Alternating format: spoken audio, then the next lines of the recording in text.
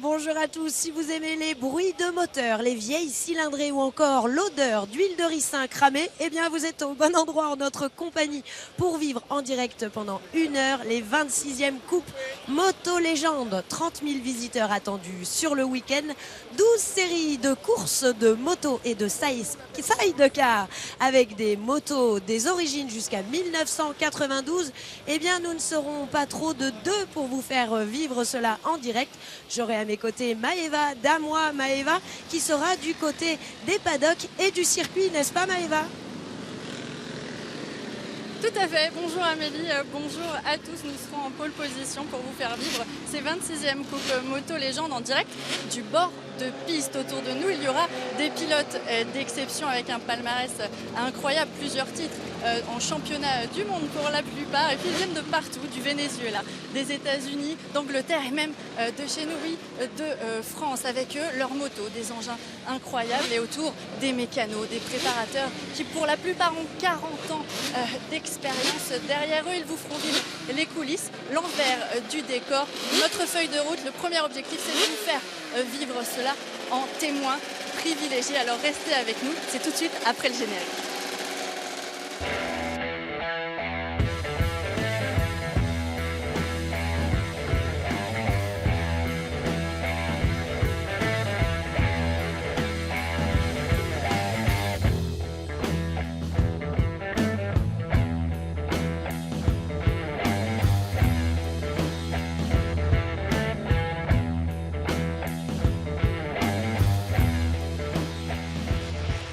Vous avez promis du spectacle, eh bien on ne peut pas faire mieux. Nous sommes en plein bord de piste du côté du virage des S des Sablières. Ce sont les sidecars qui sont à l'œuvre. C'est sans doute ce qu'il y a de plus impressionnant.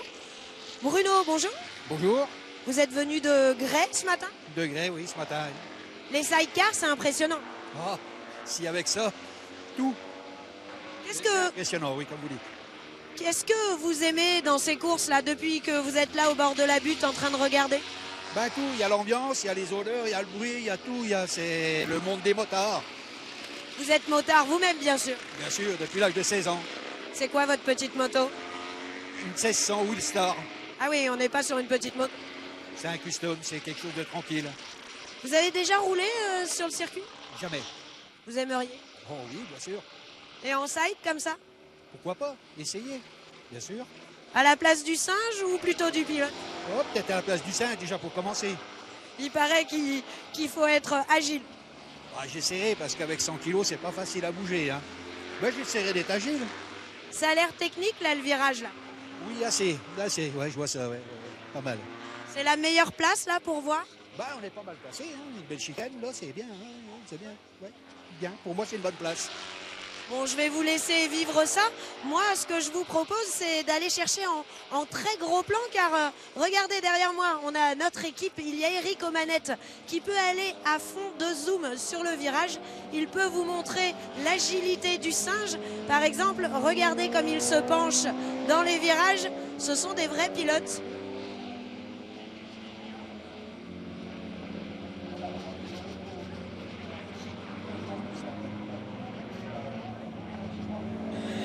Voilà, et des pilotes, il y en a également du côté de Maëva. Maëva, elle est de l'autre côté. Elle vient de récupérer les pilotes de la série précédente, celle de Grand Prix. Et je crois que Maëva, vous avez un expert à vos côtés. Tout à fait, pour m'introduire auprès des pilotes qui vont forcément un petit peu m'intimider parce qu'ils ont un palmarès incroyable, j'ai trouvé un journaliste spécialiste. Il est là juste à côté de moi. Il s'appelle Jacques Bussillier, vous le connaissez bien ici à Moto Légende. Bonjour Jacques. Bonjour. Alors est-ce que vous pouvez, s'il vous plaît, vous qui êtes spécialiste de la moto, ces pilotes ne peuvent rien vous cacher, vous savez tout de leur vie. Alors là, est-ce que vous pouvez nous introduire? on a les 3 meilleurs venus du continent américain. Vous avez Johnny Cecotto au Venezuela, Stevie Baker Canada et Freddie Spencer USA Louisiane. Et vous avez 3 champions du monde, ce qui est arrivé de mieux quasiment de ce continent lointain dans les années 80. Ils viennent tout juste d'arriver là, ils sortent d'une session.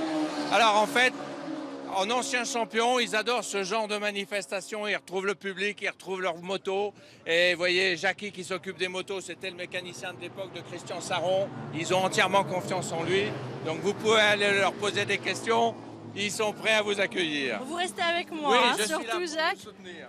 Hello, gentlemen. Hola, señor Cecotto. ¿Cómo estaba la carrera? Muy bien, la moto me gustó mucho. Alors la course était super, hein, c'est la question que je lui ai posée. Il adore la moto toujours et encore. Sí, es de verdad mejor de la que corría yo. Comment? Esta moto es mejor que las que corría yo. Ah oui, alors cette moto avec laquelle il a couru aujourd'hui, c'est une moto qui est bien meilleure que celle qu'il avait du temps où il était professionnel. Hello, Mr. Baker. Hello, it's really nice to be back in Dijon. Alors il est très heureux d'être ici à Dijon. How do you feel? I feel great. You know, there's plenty of fans here, you know, and, you know, we're all having fun. Freddie and Johnny and I are out having fun on a cool motorcycle that we used to ride. And, you know, it's a great weekend, you know, it's great for the fans. And, you know, it's wonderful to be in the south of France. Thank you. Il est vraiment très heureux d'être ici à Dijon, surtout entouré de tous ses fans hein, qui n'hésitent pas à venir vers lui parce que ces gens, ces pilotes qui sont exceptionnels, sont aussi extrêmement accessibles. Hi, thank you for being with us, Fred Spencer. Thank you very much. It's always great to be back in France and to be at this great circuit with all these great fans. Alors pareil, hein, il est très heureux. Freddie, I've got a question for you. We used to call you E.T. because you were amazing on the track. Are you still E.T.? Yeah, I don't know. I know that's been like 30 years of that. And, you know, doing the two championships like I did in 1985, I know was, you know, a unique feat. And again, I've always had this real special relationship with the French fans, and I respect so much their understanding of motorsports and motorcycling in particular and the support. And so like Steve said and Johnny, it's so great to be here to ride these great bikes from collectors that give us a chance to be able to showcase the history of motorcycling because we all have a passion for it that we share. Alors il est très heureux d'être ici également parce que la moto c'est et ça restera pour toujours sa passion. Alors je lui ai demandé s'il était toujours E.T. parce que c'est comme ça qu'on l'appelait avant parce que c'était un véritable extraterrestre sur les pistes. Apparemment il l'est toujours même s'il l'avoue il a un petit peu perdu mais il est toujours là. Señor Cecotto. Sí, dígame. Hace 40 años pasó alguna cosa excepcional. Bueno, hace 40 años, sí.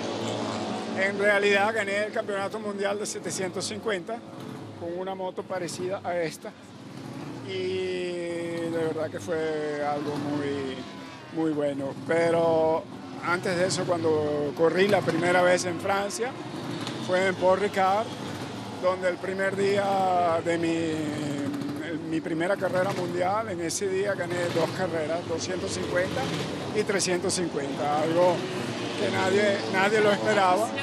Disculpa, juste pour vous préciser parce qu'il s'était lancé, il s'est enflammé. Il y a 40 ans, il remportait un championnat du monde avec une moto sensiblement pareille à celle-ci. Donc il est extrêmement ému hein, de fêter cet anniversaire ici à Dijon et de pouvoir courir à nouveau.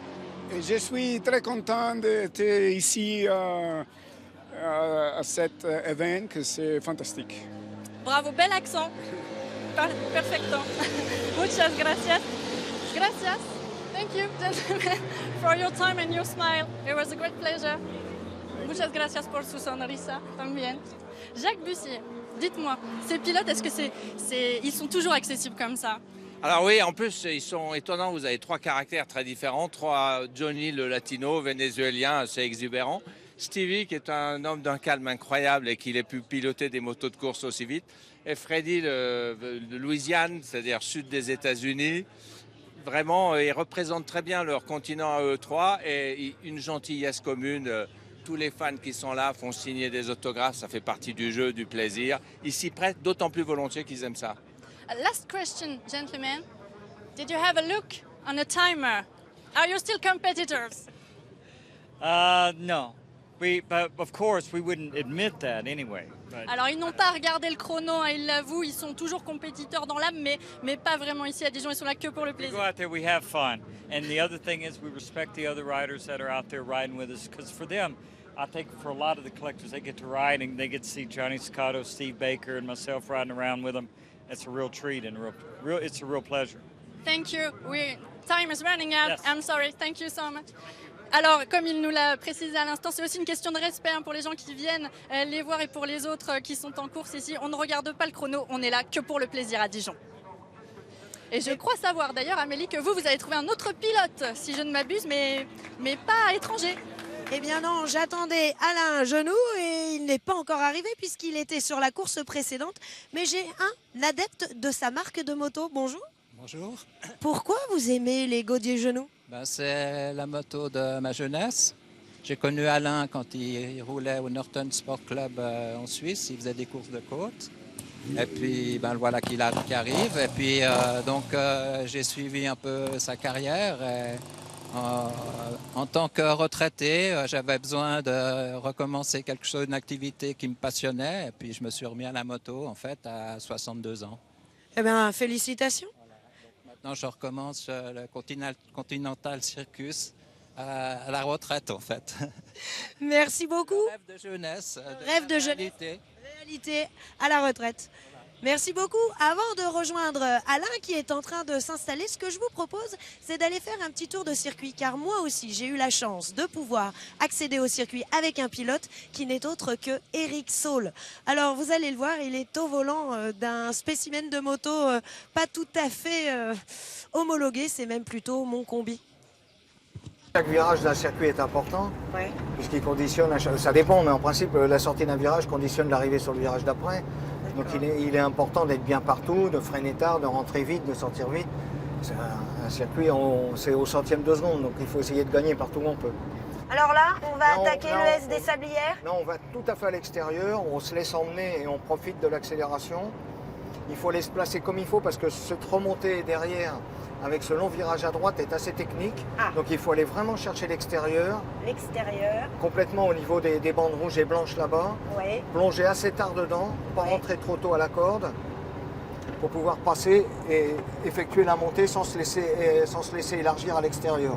Donc il faut vraiment serrer la corde maintenant à droite. Maintenant, il faut serrer à droite. Serrer. Ouais. Parce Alors que là, on est voit loin pas des la sortie. 250 là. Et donc là, il faut faire attention à la bosse parce qu'avec beaucoup de puissance, on arrive à décoller. Ah, ça saute carrément là. Ça arrive à décoller un petit peu, ça dépend des machines et puis de la manière dont on est rentré dans le virage. Le circuit de Prenois, il est intéressant. C'est un circuit très technique, très intéressant à conduire. Et malgré que ce soit un circuit on va dire, c'est pas un circuit moderne dans la mesure où il a été construit dans les années 70, il est quand même extrêmement intéressant. Et là, on attaque la ligne droite. Là, on va à gauche, enfin, du coup, on a serré et on sort à l'extérieur et Alors, il est très technique ce virage-là parce qu'il conditionne toute la ligne droite. Donc, il faut vraiment sortir très fort de ce virage pour attraper la vitesse de pointe maxi dans la ligne droite. Et la vitesse maxi aujourd'hui, pour vous, c'est quoi? Sur une 250, si on était en configuration moteur d'époque, on prendrait aux alentours de 250-260.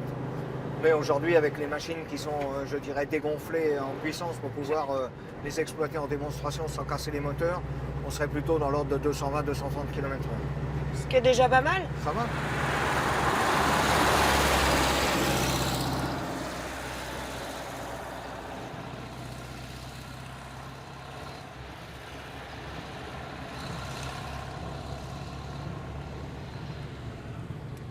Ça y est, j'ai réussi à attraper au vol Alain Genoux. Il est en train d'essayer de mettre la béquille de sa moto car il arrive tout juste du circuit, n'est-ce pas? Oui, tout à fait. Là, on va béquiller parce que c'est mieux. Allez-y, voilà, béquiller j'ai mon en direct.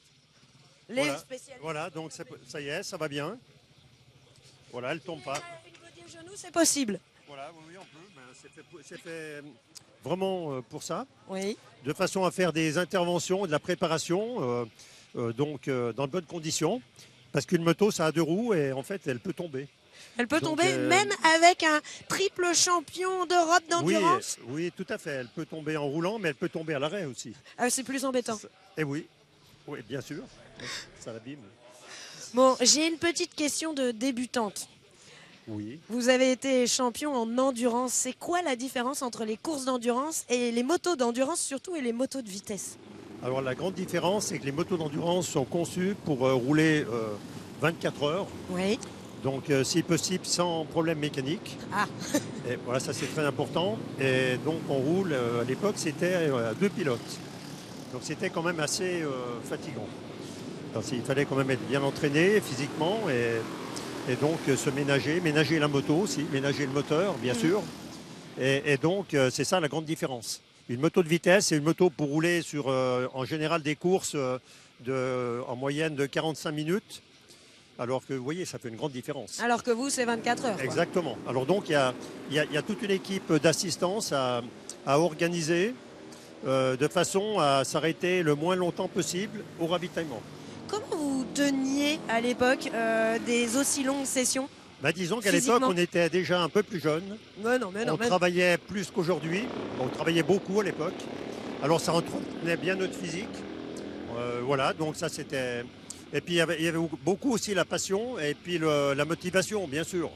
Donc ça, c'est vraiment tout ça qui fait que ça nous donne beaucoup de force.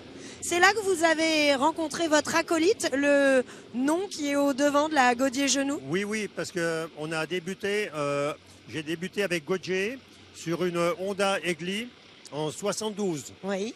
Alors une année de champion. On a fait connaissance quelques années avant et Gaudier était mécanicien.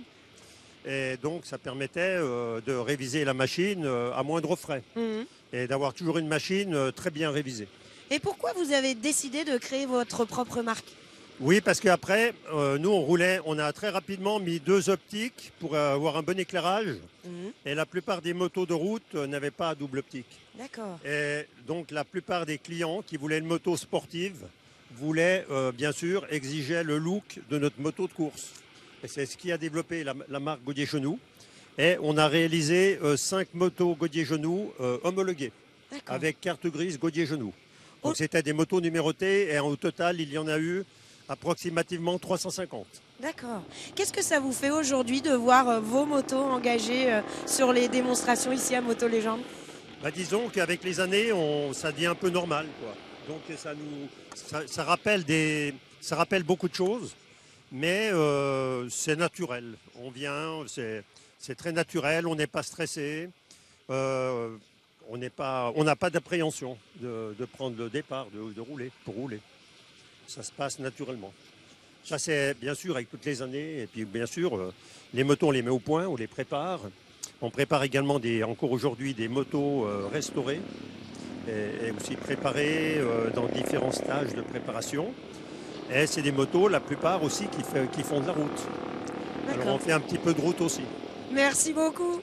Merci beaucoup. Nous, on va conclure cette interview. On pourrait y passer des heures. Maëva, il me reste une chose que je n'ai toujours pas compris. C'est l'histoire, la différence entre les 4 temps et les 2 temps. Je crois que vous avez un préparateur à vos côtés. Peut-être que vous allez pouvoir m'en dire un peu plus. Alors j'ai un préparateur et j'ai aussi un ancien pilote. Alors le préparateur, c'est Jackie Germain. Vous voyez, il est en pleine conversation. Il n'est absolument pas stressé. Bonjour Jackie. Bonjour. Merci d'être avec nous. Vous êtes donc préparateur, ça fait 40 ans que vous accumulez de l'expérience. Ah bah oui, ça c'est sûr. Malgré mes 82 ans, j'en apprends toujours. Et bah justement, moi j'ai une question parce que ma collègue, elle est un peu perdue. Elle voudrait comprendre la différence entre une moto 4 temps et une moto 2 temps. Éclairez-nous. Alors, une moto 2 temps, le moteur est une explosion, ce qu'on appelle un temps moteur tous les tours.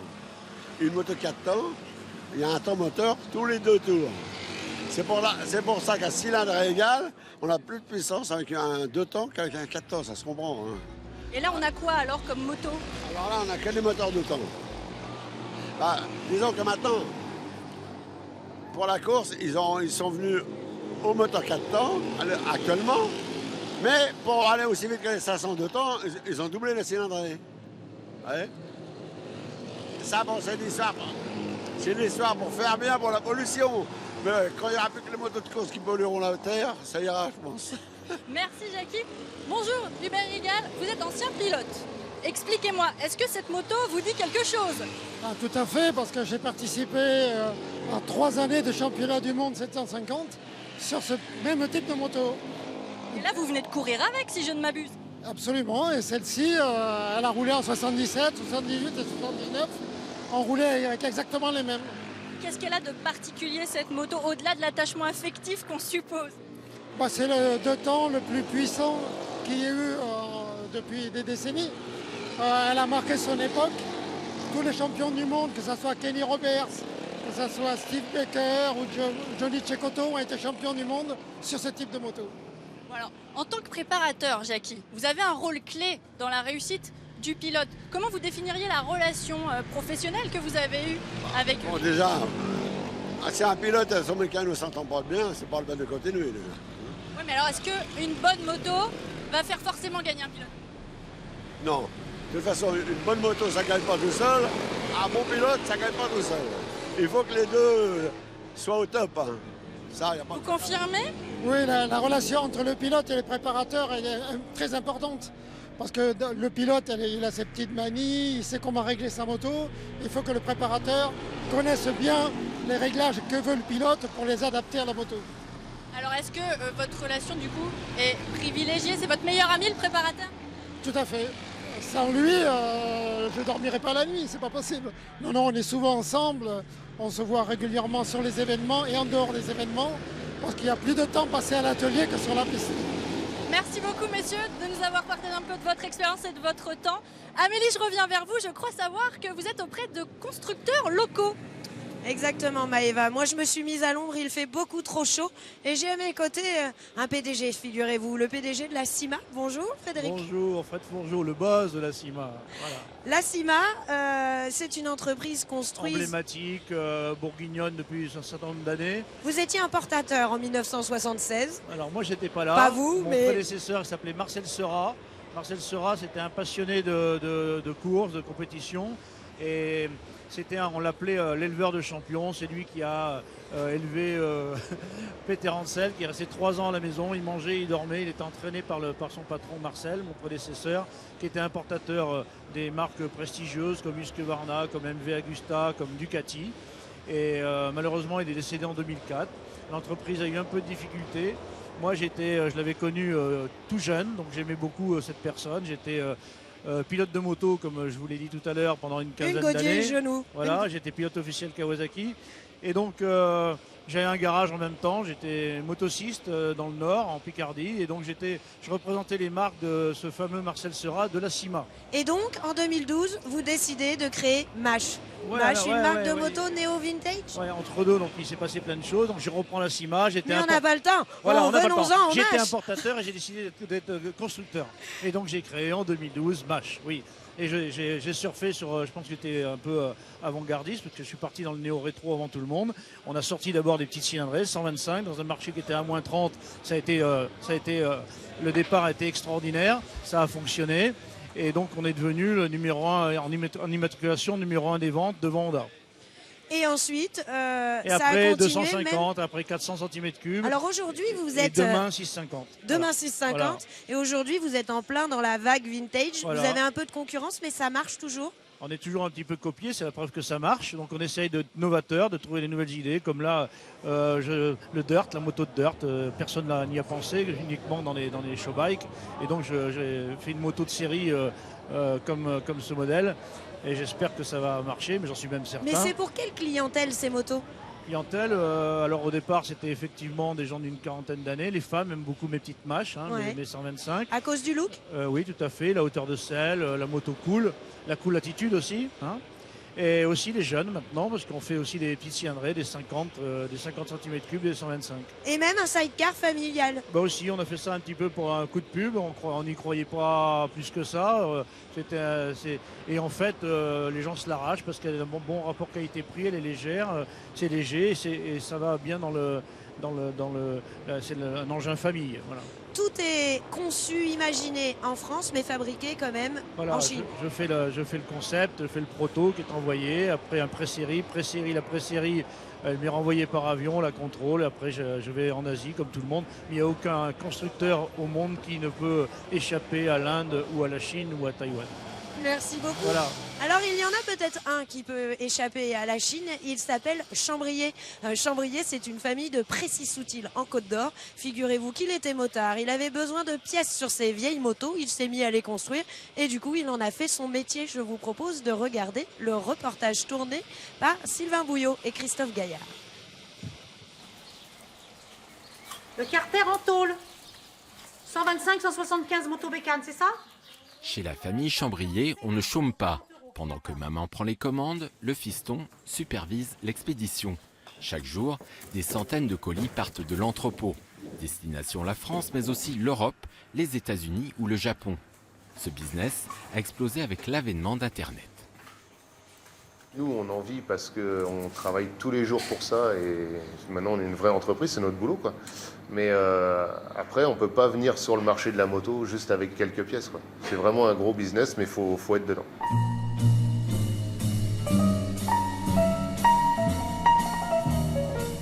Motobécane, Terreau, Monet-Goyon, autant de marques françaises aujourd'hui disparues, mais dont les modèles ont été largement diffusés. Qui dit moto populaire, dit collectionneurs nombreux et un marché important pour les pièces de rechange. Il y a 30 ans, Jean-Luc Chambrier est l'un des premiers en France à faire ce constat. Il décide alors d'allier passion et activité professionnelle. Au début, je ne me suis pas rendu compte du marché. Je me suis rendu compte que j'avais besoin pour mes motos à moi pour rouler. Donc j'ai commencé à fabriquer des pots d'échappement, j'ai fabriqué surtout des guidons, tout ce que j'avais besoin moi. Et après, j'ai vu que ça servait pour les autres, et j'ai continué le moi. J'ai continué dans ce domaine-là. Ici, on ne fait pas que vendre, on fabrique. Un savoir-faire qui fait de cette entreprise l'une des rares en France à proposer autant de pièces neuves. Cache-ressort, carter, ligne d'échappement, des pièces fabriquées à la demande. Là, je suis en train de fabriquer les échappements, mais j'en fabrique pas beaucoup. Là, je vais peut-être en fabriquer 50, mais ça va me permettre de 2-3 ans d'avance. Et quand il n'y en aura plus, j'en refabriquerai un peu. Des pièces par milliers. Et forcément, la famille Chambrier sous-traite une grosse partie de la fabrication, comme les pneumatiques venant d'Asie. Une TPE familiale aux allures de multinationales, surfant sur la vague du vintage. Les clients qu'on a maintenant sont de plus en plus jeunes. C'est bien pour relancer l'activité. Et surtout, ils roulent. Ils profitent de leur moto parce que maintenant, ils peuvent trouver des pièces à des prix relativement abordables. Et beaucoup de pièces, quoi. Pièces neuves ou pièces d'occasion, une vraie caverne d'Alibaba pour les passionnés. Marc est un habitué des lieux. Aujourd'hui, il cherche des pièces pour une moto de marque Ratier de 1961 en cours de restauration. Il fallait une pédale de frein, des cale-pieds éventuellement. Pédale de frein, je vais en avoir une qui est par là. Une centaine d'euros pour le panier du jour, cette passion de la moto ancienne a un coût. Mais pour Marc, ce n'est pas forcément à fond perdu. On a une machine qui roule, qui est en état et qui quand même a une petite valeur collection, quoi. Et puis on préserve aussi le patrimoine roulant. C'est une satisfaction personnelle de savoir, en ce qui me concerne, que je maintiens en état du matériel fabriqué en France à une époque où on savait encore faire des motos dans notre pays. Si la mode est aux motos japonaises ou anglaises des années 70, les anciennes françaises n'ont pas à rougir. Jugez plutôt, pour 2017, la TPE familiale affiche une croissance insolente de 20% pour un chiffre d'affaires de plus de 700 000 euros.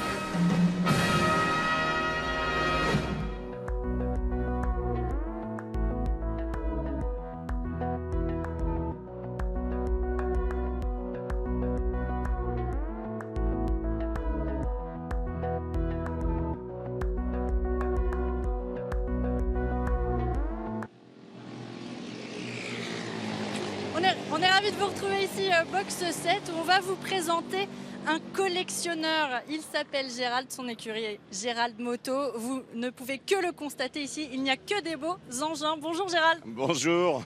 Alors, est-ce qu'on peut vous attribuer le titre de plus grand collectionneur de France?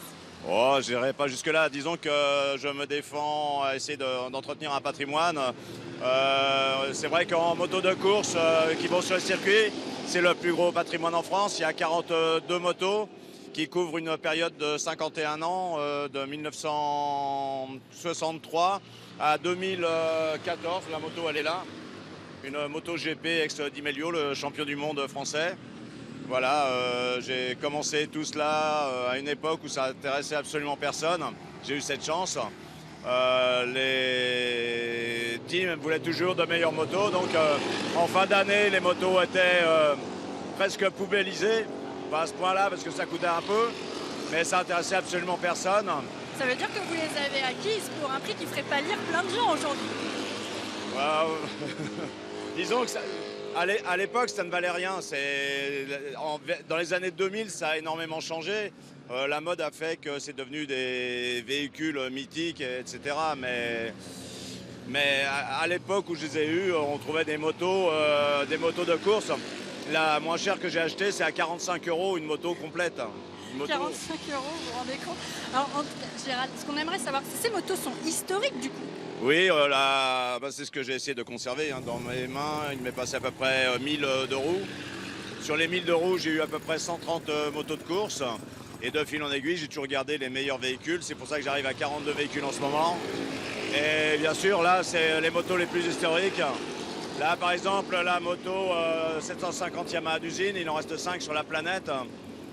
C'est des pilotes tels que Steve Baker ou Ken Roberts qui ont roulé avec ça. Là, la moto de Jack Findlay, une moto des années 71, celle-là, elle est de 72 exactement. Jack Findlay, il y a eu un film qui a été fait à l'époque qui s'appelait Continental Circus. Et là, par exemple, là, il y a la plus grosse concentration de 750 Suzuki d'usine. Sur la planète, il n'y a pas de plus grosse collection, quoi. Il y a un pilote en Angleterre qui était pilote Suzuki, qui en a 2. Et là, le public peut admirer trois motos ensemble. 3 années différentes qui couvrent toute la période. C'est magique. Alors, juste pour terminer, Gérald, précisez-nous, il n'y a aucune réplique chez vous, c'est un point d'honneur. Il n'y a aucune réplique. Disons que celle-ci, non, c'est pas une réplique, puisqu'elle n'est pas peinte aux couleurs de quelqu'un, ni rien du tout. Non, je ne veux absolument pas de réplique. Il y a des motos qui sont montées en ce moment. J'ai par exemple une 750 Honda qui a été montée complètement avec des pièces d'époque. Elle était montée en ce moment, mais elle n'a aucune histoire. Cette moto-là, la BSA, n'a aucune histoire. C'est des motos qui quand même sont très très rares et qui valent le coup d'être vues par le public. Et très très vite, Gérald, parce que je restais pas à l'idée de vous demander, cette moto, elle vous a pris combien de temps pour être dans cet état? Celle-ci, il m'a fallu à peu près 20 ans. Du moment où je l'ai eu, à chercher toutes les pièces, une par une, et refabriquer quelques pièces qu'il me manquaient. Par exemple, sur ce genre de moto, c'est comme une Formule 1. On ne peut absolument trouver aucune pièce. Et donc, je suis obligé de refabriquer quand ça me manque, les étriers de frein, les mètres cylindres, je fabrique les roues, on repasse en usine, on refait les moulages, après en usine. On fait exactement comme à l'époque, on fait tout le travail qu'ont fait les écuries de l'époque. Merci beaucoup pour tout cet éclairage, Gérald. On vous souhaite une bonne continuation et puis de nous montrer peut-être l'année prochaine encore plus de motos. Merci, j'espère que le public appréciera. Merci, on n'en doute pas. En tout cas, il est temps de retrouver Amélie sur l'après-grille. C'est ça, Maëva. Je ne suis pas si loin de vous. Je suis dans un endroit qui est encore un petit peu désert pour l'instant. Il s'agit de la pré-grille. La pré-grille, c'est là où les motards s'installent 10 minutes avant le départ de leur course. Là, ça commence à se remplir. Ça va devenir de plus en plus bruyant. Là, pour l'instant, les pilotes reposent leur machine. Je vais m'approcher. Tiens, je vais tricher. Je vais m'approcher de celui qui a un casque qui est plutôt facile à entendre. Ça arrangera notre preneur de son. Bonjour. Bonjour. Vous avez l'air zen là à 10 minutes du départ. Tout à fait. Il faut être zen à ce genre d'événement. C'est une démonstration, hein, c'est pas une course. Ça sert à quoi pour un pilote l'après-grille? Participer à Moto Légende, c'est déjà de rouler sur des motos de légende, avant tout. Non mais l'après-grille. L'après-grille, c'est juste avant le départ, se regrouper tous. On se met dans quelles conditions? Bon, ouais, un peu de stress quand même. Ouais. Vous le connaissez, le circuit? Oui, ça fait beaucoup d'années que je viens ici. Et il est difficile? Il est assez technique. Il est assez technique, mais il est très intéressant. Ouais. Ouais, une session de 30 minutes, c'est suffisant. Hein. On rentre, On va mouiller le maillot, là. Voilà. Bon, on peut vous souhaiter quoi? Qu'elle tienne jusqu'au bout? Oh, elle va tenir. Non, je sais l'aménager. Hein. Non, c'est une vieille dame et faut que je l'aménage. En termes de vitesse, ça donne quoi? Je sais pas, j'ai pas de compteur, j'ai que le compte-tour devant les yeux, je sais pas, aucune idée. Vous allez vous faire griller par tout le monde ou vous allez être dans la bonne moyenne? Ah, je serais plutôt en queue, moi. C'est une vieille dame, hein. Il y a quand même un peu de compète, quand même. Oui, on se laisse prendre au jeu, bien sûr. Votre voisin d'à côté, il va vous griller? Ah oui, oui, avec un engin pareil, oui. Je vais aller le voir. Est-ce que vous pensez que vous allez griller votre voisin? Non, pas forcément. C'est une journée de loisirs, roulage. C'est vraiment une journée pour les passionnés et on est là juste pour prendre du plaisir et faire partager notre passion. On n'est pas là dans un but de gagner une course. C'est vraiment c'est amical. C'est quoi votre moto, vous? Un 750 Four Martin. C'est mon père qui l'a restauré pour mes 30 ans. C'est la première fois qu'elle roule. Donc un petit pincement au cœur. Comment on se sent là à 10 minutes du départ? Bien. C'est une bonne journée, donc c'est pas... Pour une première année de participation, ça se passe très bien. Un peu d'appréhension? Toujours, oui, en cas de panne. Et ça va aller. On est confiant. C'est une bonne bécane? Oui, il n'y a pas de souci. On voulait parler de vitesse, mon voisin il a plus de compteur. Vous allez rouler à combien dans la ligne droite? 160, 170. Ah quand même? Oui. On est là, c'est un circuit. Bon, c'est pas fait pour... C'est fait pour ça à la base. C'est une moto qui est des années 72, on en prend soin. On n'est pas là pour faire des records. Bon ben, je vous souhaite une bonne course alors. Merci. On va les laisser se concentrer. Vous le voyez, l'après-grille commence à se remplir. Quant à moi, je vous propose de regarder un petit reportage que nous avons tourné cette semaine avec d'autres passionnés de moto. C'est une association qui s'appelle l'Arbre à Cam. L'Arbre à Cam, ils sont responsables de notre patrimoine motard, notre patrimoine de moto, les terreaux, les fameuses terreaux qui sont nés à Dijon dans les années 30. Ils veillent sur elles et regardez-les, ils les bichonnent, des vrais passionnés.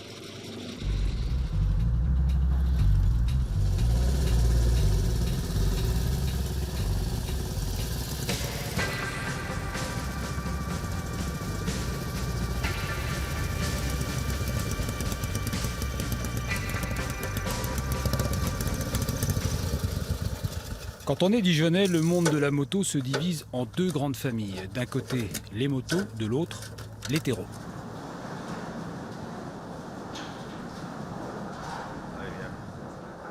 À l'Arbre à Cam, le club des amoureux de la Dijonnaise, tout le monde a au moins une bonne raison de rouler en terreau. Déjà, mon père avait une terreau. Donc c'est peut-être le petit déclic qui a fait que j'aime terreau. Et puis j'habite la capitale des Ducs de Bourgogne, Dijon, où elles ont été fabriquées pendant un demi-siècle. Voilà, la passion terreau m'est venue comme ça. Et puis bon, je suis passionné de moto aussi. La construction des motos terreau à Dijon a commencé en 1903. Dans les années 30, il en sortait 20 000 des ateliers tous les ans. Des modèles qui allaient notamment équiper police et gendarmerie, des modèles uniques aussi, comme celui-ci, tout chrome. C'est une moto qui a servi à deux Dijonnais à faire des acrobaties motocyclistes sur vélodrome. Donc ils faisaient par exemple les arrivées du Tour de France, notamment en 1931 me semble-t-il. Et donc c'est pour ça qu'elle est équipée d'un accessoire un peu particulier pour une moto, une échelle qui a de la peine à rentrer, mais qui fait que le pilote montait debout sur la platine avant, le passager montait debout ou à la renverse sur l'échelle, ils se mettaient chacun d'un côté, à l'envers sur la moto, etc. Et c'est les premiers qui ont inauguré cette discipline qu'on voit aujourd'hui dans certaines manifestations par les gendarmes et les CRS ou autres. Racheté par Peugeot, Terreau arrête la fabrication en 1961. Ces motos entrent alors dans le patrimoine et la légende. Une mémoire dont les membres de l'Arbre à Cam sont devenus les gardiens. C'est grâce à eux que vit encore l'âme de la Terreau, l'âme et le carburateur. Ce sont des motos robustes qui ont été bien conçues et qui sont, je ne vais pas dire inusables, mais quasi. Moi, celle avec laquelle je suis arrivé ce matin, je l'ai acquise il y a une trentaine d'années. Et j'ai jamais eu besoin de toucher au moteur. Depuis 30 ans, elle démarre toujours entre guillemets, au quart de tour ou au coup de kick. Alors bien sûr, un petit réglage d'allumage, un petit réglage des soupapes, enfin, des petites choses.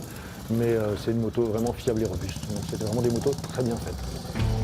S'il faut quand même de temps en temps mettre les mains dans le cambouis, le plus difficile aujourd'hui c'est de trouver les pièces. Un coup de chance et on en récupère chez d'autres amateurs de terreau. Sinon, il faut aller jusqu'à les fabriquer. Avec leur rimel de vidange qui coule un peu, les vieilles dames n'ont pas perdu une once de charme. Besoin de personne, en Harley Davidson sans doute, devenir accro en roulant en terreau à coup sûr.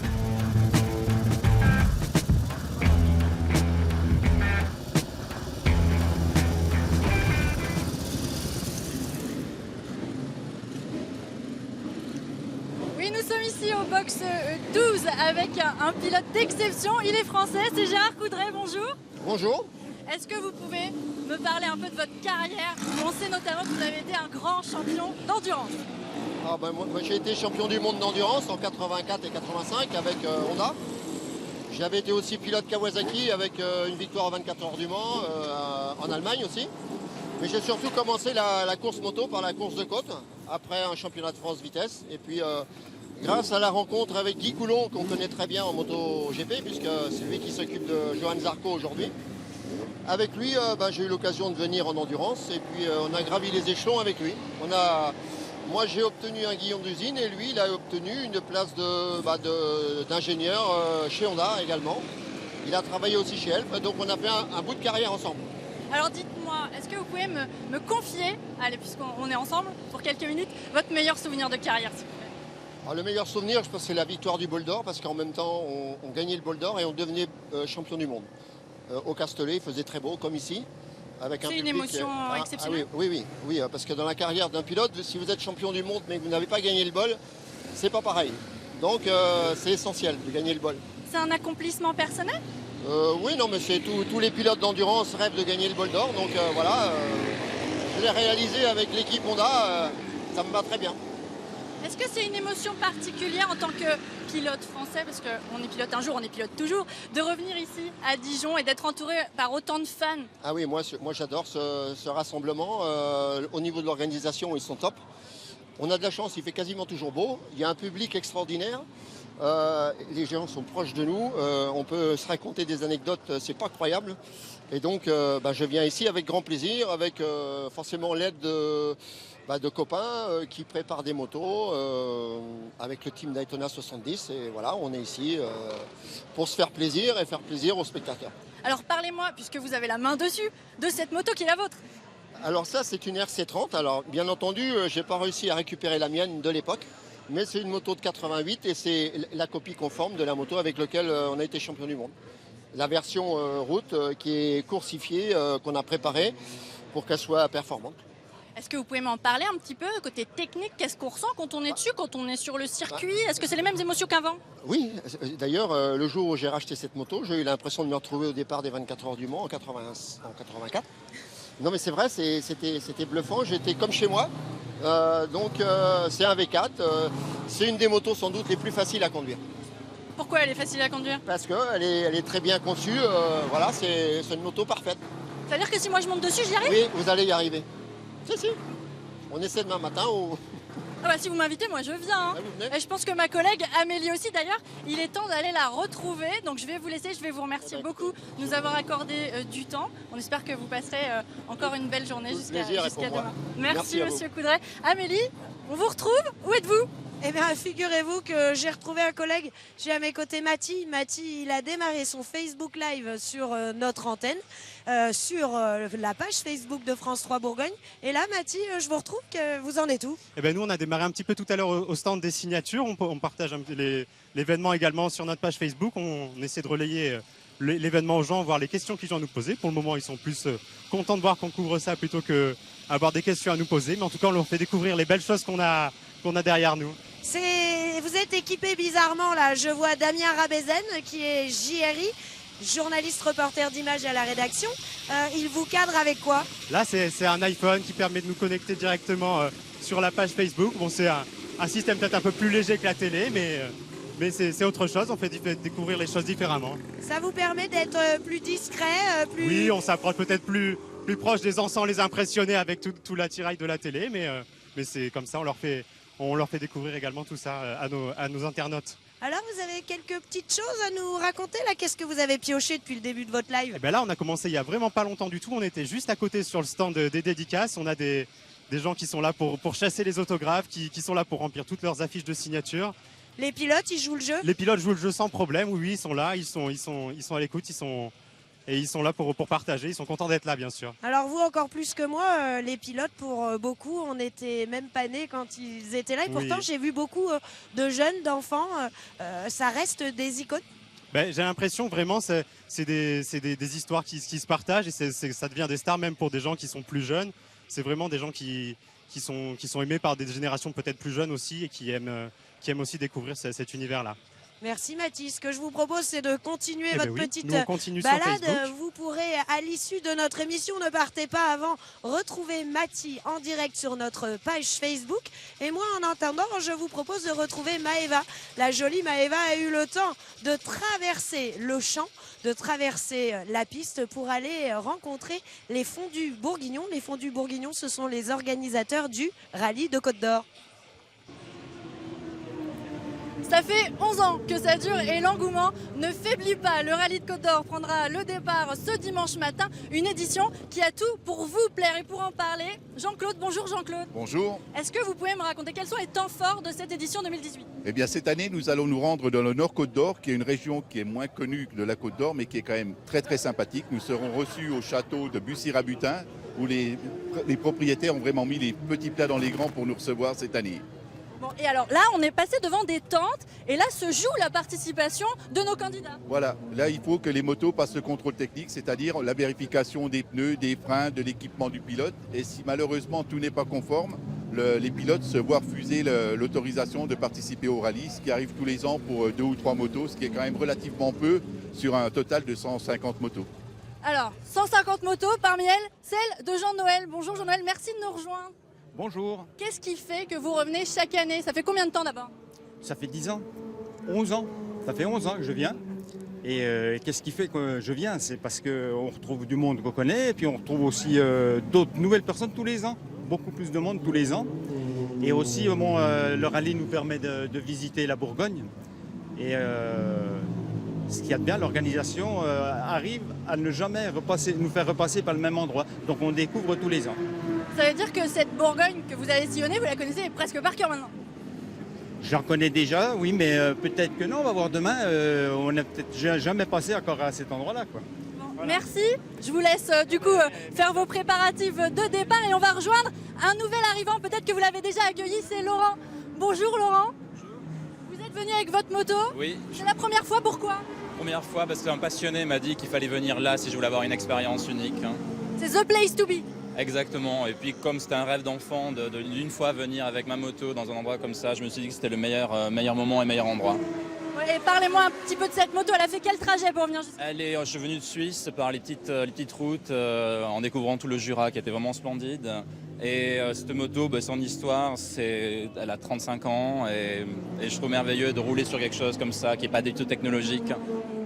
Super, dites-moi, vous êtes déjà fait des copains ou pas? Oui, plein, et ça va continuer. Eh ben, on vous souhaite un bon rallye demain. Merci. Quant à vous, si l'aventure vous tente, eh bien vous êtes attendu ici, on va vous rencarder avec le sourire en plus. Et puis on vous attend pour l'édition 2019.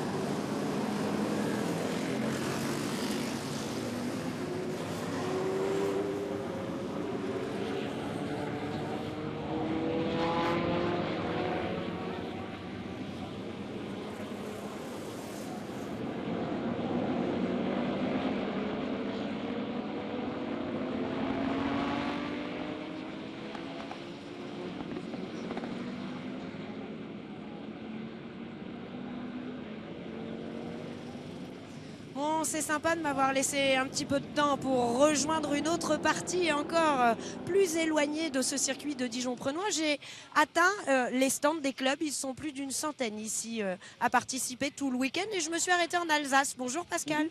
Bonjour.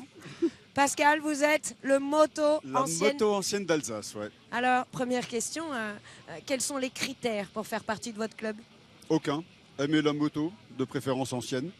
Voilà, on n'est pas du tout sectaire dans notre club. On trouve des cyclos, des Solex, Team Mobilette, des grosses motos plus récentes. Notre prédilection un peu des années 30 quand même, années 50, mais en fait on a un éventail assez large. Assez large, voilà. Tous ceux qui ont envie de se joindre à nous, de venir chez nous, sont les bienvenus. Aujourd'hui, là, sur un week-end comme ça, qu'est-ce que vous venez faire? Vous venez rencontrer le public Oui, en fait, nous venons exposer quelques-unes de nos machines. Nous venons participer, voir les autres clubs. Nous venons passer un bon week-end. Voir Ça a aussi l'air la d'aller. bourse d'échange, voir les professionnels qui sont là et puis de passer un bon week-end entre copains, quoi. Bon, je continue avec vous. Votre moto la plus ancienne, c'est laquelle? Alors, la plus ancienne qu'on a ici aujourd'hui, c'est celle-ci. C'est celle-ci? C'est celle-ci, Ah, c'est une Tero de 1927. Ah, ça tombe Voilà. bien, une Tero. Vous savez qu'elles sont de chez nous quand même. Ouais. oui, l'usine était à Dijon. Ouais. C'est une belle pièce. Oui, alors c'est un modèle ce qu'on appelle entre-tube, c'est-à-dire le réservoir, il est entre les deux tubes. Alors, Le on va tube du prendre cadre, le on temps. voit ici le tube du cadre et puis le réservoir qui est là. Entre tubes. Voilà, on peut faire un comparatif avec une autre, où le réservoir est sur le tube, on voit pas. Ah oui, d'accord, Voilà. ça c'est la Voilà, voisine. ça, voilà, c'est l'évolution, ça c'est antérieur. Les entretubes sont antérieurs à les réservoirs en selle. Là, on appelle ça réservoir en selle, qui est venu actuellement et qui est toujours le cas actuellement si on regarde les motos récentes. Les motos récentes, le tube est caché. Récentes, ouais. Merci pour ce petit cours, Voilà. Pascal. On continue, on avance, Oui. nous, par là-bas. Votre moto préférée, elle se situe là-bas. C'est quoi cette marque, la Soltner? Alors, Soltner, c'est une marque qui n'est pas connue parce qu'en en fait, elle n'existe pas Elle vraiment. n'existe pas. Elle n'existe pas. C'est Monsieur Soltner qui a construit cette machine. C'était un monsieur qui habitait en Alsace, chez nous. Pas du tout ingénieur. Il était boucher de formation. Ensuite, il travaillait dans les mines de potasse. Et il a eu envie de construire sa moto. Donc, il a fait des plans. Il a construit, quoi. Il l'a conçu. Il a conçu.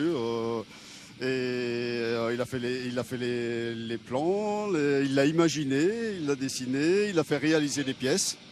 Et ça donne cette moto qui est unique. Elle a été réceptionnée par les mines à l'époque quand il l'a fait. Donc c'est une moto qui permet de circuler, elle est immatriculée, elle porte le nom de Soltner. La marque est Soltner. Et en plus, elle est à vendre. Et regardez, Maëva, ma collègue, m'a rejoint. Peut-être qu'elle a envie d'acheter cette moto. Maëva, la Soltner, vous connaissiez? Ah non, je n'y essayerai pas d'ailleurs.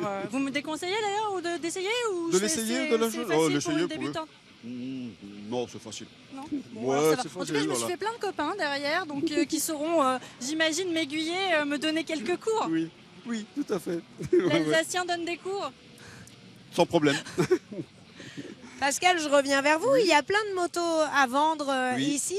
Pourquoi est-ce que certains membres vendent leurs bijoux? Ouais. Alors dans ce cas précis, le propriétaire de cette moto qu'il a découvert, déniché dans une cave où elle était abandonnée depuis longtemps, il l'a restaurée. Mais en fait, ce type de moto, c'est pas sa prédilection. Ah. Il n'a pas trop envie de rouler avec, il n'a pas l'intention, il roulera pas beaucoup avec, quoi, parce qu'il préfère un autre style, un autre genre. En plus, il doit faire de la place chez lui. On est tous un peu serrés avec toutes nos motos qu'on a partout. Donc il a envie de faire de la place pour autre chose. C'est la raison pour laquelle il la vend, quoi, parce qu'il sait qu'il ne va pas rouler beaucoup avec. Voilà. Merci Pascal. Je vous propose de faire un petit échange de micro avec Maëva parce que celui-là ne fonctionne pas. Merci. Et nous, Maëva, il nous reste à peine 1 minute pour conclure cette émission. Ça s'est bien passé pour vous? Ça s'est très bien passé. J'ai beaucoup apprécié de la partager avec vous et avec tous nos téléspectateurs et nos équipes techniques. Merci Maëva. Et évidemment, ce n'est pas fini puisque après cette émission, vous pouvez retrouver Mati5 même. Oh là là, je m'en embrouille. Il est en direct sur notre page Facebook. Il est encore en direct pour quelques instants. Vous aurez également tous les bonus sur notre site internet. Et moi-même, je vous retrouve ce soir à bord de mon petit van pour une page festival que nous avons concoctée. Maëva, qu'est-ce qu'on fait nous Tu crois que les Alsaciens vont nous accueillir? On va aller faire un petit tour à moto peut-être et puis on va préparer l'édition de l'année prochaine. Allons-y, mais on a le droit d'aller boire un coup, manger une glace? Je pense. Ils nous attendent d'ailleurs, alors on va vous laisser. Abandonne, hein. Pascal, vous nous emmenez boire un coup avec les Alsaciens? Bien sûr. Allez, on y va. Allez, on y va.